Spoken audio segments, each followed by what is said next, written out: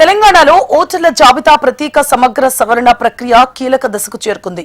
ఈ ప్రక్రియ పూర్తయ్యే నాటికి రాష్ట్రంలో దాదాపు 60 లక్షల వరకు ఓట్లు తగ్గే అవకాశం ఉందని అధికారులు అంచనా వేస్తున్నారు. చిరునామాల్లో అందుబాటులో లేని ఓటర్లు, మరణించిన వారు, డూప్లికేట్ ఓట్లు, ఇతర రాష్ట్రాల ఓటర్లు ప్రధాన కారణాలుగా చెబుతున్నారు.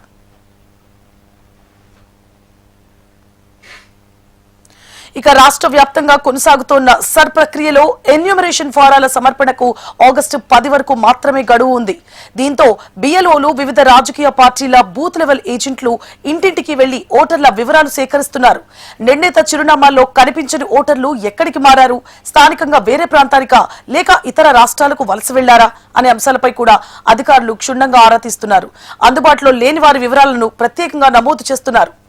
మరోవైపు అధికారుల అంచనా ప్రకారం దాదాపు 40 లక్షల మంది ఓటర్లు తమ నమోదైన చిరునామాల్లో అందుబాటులో లేరు.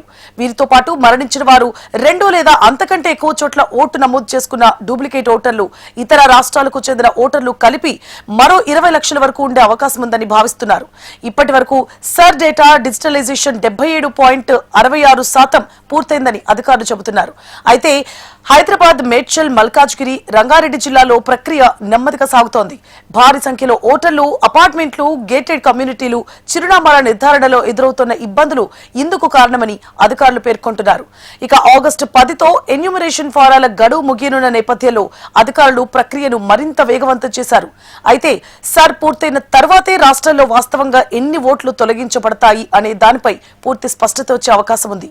ప్రత్యేక సమగ్ర సవరణ పూర్తయ్యాక తెలంగాణ తుది ఓటర్ల జాబితా రూపుదిద్దుకోనుంది. దీంతో రాష్ట్రంలోని మొత్తం ఓటర్ల సంఖ్యలో గణనీయమైన మార్పు నమోదయ్యే అవకాశాలు కనిపిస్తున్నాయి.